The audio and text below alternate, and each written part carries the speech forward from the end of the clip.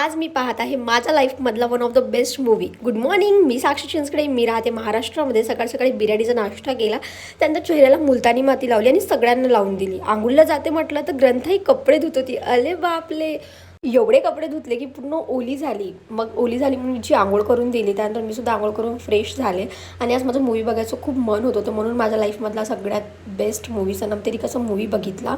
आणि मूवी बघता बघता काही चटूरपटूर खायला नाही भेटलं तर मजा येत नाही, म्हणून खूप काही चटूरपटूर खाल्लं की जेवण करायची गरजच नाही पडली. आणि सनम तेरी कसम हा मूवी मी नेहमी अर्ध्यातून पाहिला होता, पूर्ण केव्हाच नव्हता पाहिला.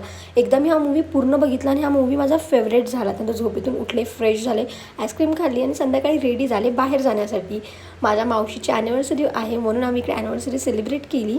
त्यानंतर डोसा, कॉकटेल, चायनीज फूड खाल्ले. त्यानंतर पावभाजीसुद्धा ट्राय केली, मस्त पावभाजी होती. त्यानंतर उन्हाळ्यामध्ये थंड नाही खाल्लं तर मजाच येत नाही, म्हणून आईस्क्रीम खाल्ली. आजचा दिवस होता.